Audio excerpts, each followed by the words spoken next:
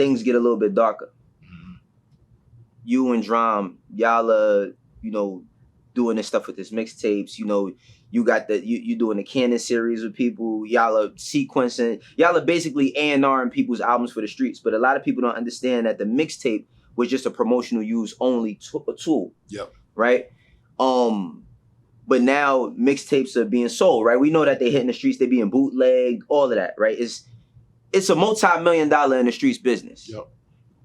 And y'all two have taken it to leaps and bounds. And shouts out to Clue, because one time I was talking with Clue and I told him that from a fan standpoint, like I felt like he should have took things a little bit further, but I understand, like, Clue is also a signed artist. That's right. Right. I mean, so he was making different money. He wasn't really concerned with a lot of different things as far as doing tapes. And that's just from my own perspective.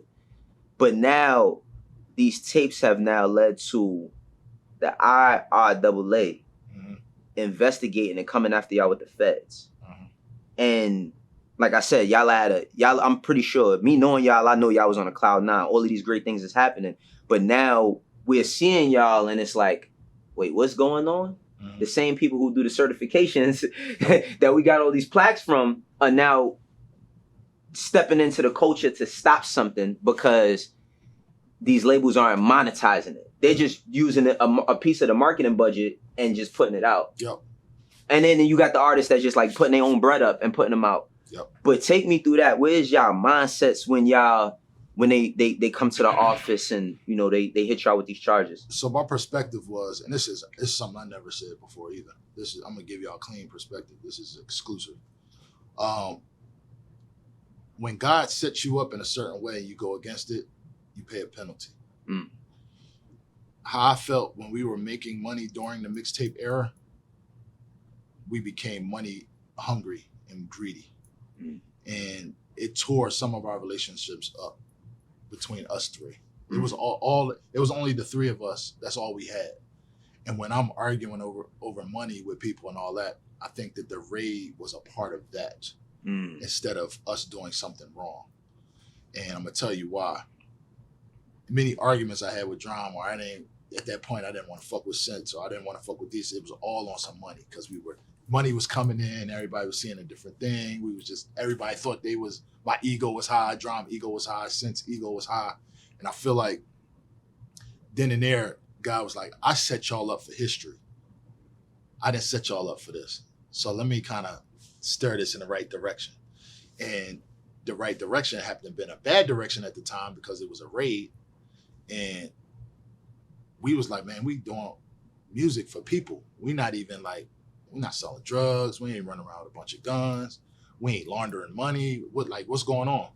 So when the raid happened, I remember specifically we in there and we going to the car. They run up on us. Everybody get on the ground. I had some people from North Carolina that was coming to interview me. And we were outside doing the interview. They made them get on the ground. And when I got on the ground, I just know certain people that ain't from that cloth don't understand what certain things is. So when I'm looking at the cameraman and dude that was interviewing me, they crying on the ground. You know what I'm saying? They don't know what's going on. I don't think Sense was there, but it was me and Drum. We was on the ground. I was like, well, they ain't coming for us. There's probably some other stuff going on. They just check in or whatever. But when they showed us papers at an aerial view of them taking pictures of us and stuff, I was just kind of like, oh, this is a real deal. So we went down and we finally found out what was going on. But then we went in front of the judge and he said no bail. Normally that's some serious, you know what I mean? And then you look in the papers and it's saying 20, if we get convicted, we get 20 years. So we don't even know what's going on at this point. We like, bro, all we do is music.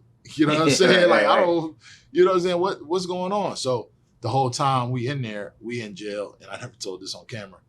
I had been to jail 2 previous times, unrelated. Just, I had a panty raid in school. Mm-hmm. Somebody got hurt. I got locked up for it. I ran out on a bill during coronation one time from IHOP. We wound up getting locked up for that. So I had already been in the system. So when I went there, I told Drum, look, I know we in this cell right now. They're going to call A through K and then K through Z. If your name is on the list, you go upstairs. So he's like, man, you ain't going upstairs. I said, I'm trying to tell you. I don't know what made him believe that I hadn't been. I said, bro, I've been to jail twice, bro. You know what I'm saying? So he like, man, you tripping, da-da-da. They come to the door. A through K, take your shoelaces out, blah, blah, blah. I said, yo, I told you. He's like, yo, so he's tripping. I wound up going upstairs. I get my handbook and everything. So I'm tripping. When I get upstairs, they watching it on the TV.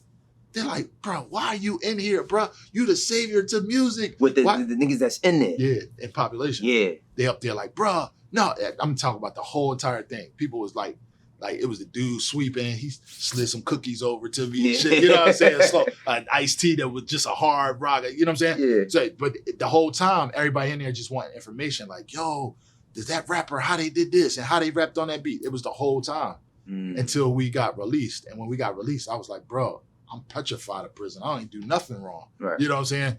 So when we get out of there, Drum took the stance as he took the fall for hip hop. I was on some, man, I lost everything. F hip hop right now. I'm about to go disappear. Yeah. You know what I'm saying? Yeah. To come to find out that the RIAA didn't have an understanding of what we did. You know what I'm saying?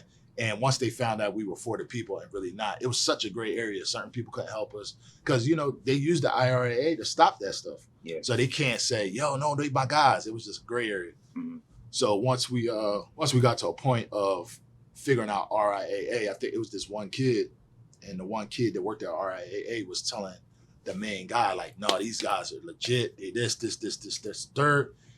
I never got the kid's name, but he wound up showing the guy everything we were doing. And I think it was a miscommunication of they found somebody's bootleg place and they thought we were putting album covers on mixtapes and selling them. You know what I'm saying? Which really was on. So when they started listening to them and hearing like, you know, all these rappers and John Legend and CeeLo talking to us, they're like, wait a minute. They start scratching their head. The RIAA. Yeah, but at the same time, they're still protecting. Right. So they can't really say nothing. Right. You know what I'm saying? But we wound up getting away from it. Drum had the song called Feds Is Watching, which I hated. Yeah. You know what I'm saying? I hated the song because I'm like, bro, we in the middle of, we fighting for our life right now. Like, you know, we fighting for my life right now. Right. You know what I'm saying? You playing, you know what I'm saying? And he stood tall. And I learned something from that because I was like, man, at that point, like, you know, being a God-fearing person, you just don't know what's going to happen. Like, you know, innocent people get locked up and do things all the time. And at that point, I was just kind of like falling back, like, oh, shit. He's standing forward. He know he ain't do nothing wrong. He believes. He manifesting we get out of this. This is nothing. We got out of it. We fell out for like 3 years. People don't know this. Me and John fell out. Now I'm gonna tell you some crazy shit. It's more exclusive. We fell out because that thing tore us up. He was running with some people I ain't agree with. And they was just on some rah-rah. And I was like, yeah, I ain't on that. You know what I'm saying? For about 4 or 5 of classic tapes, we talking shit about each other on the tapes and niggas never knew. Word? Yeah.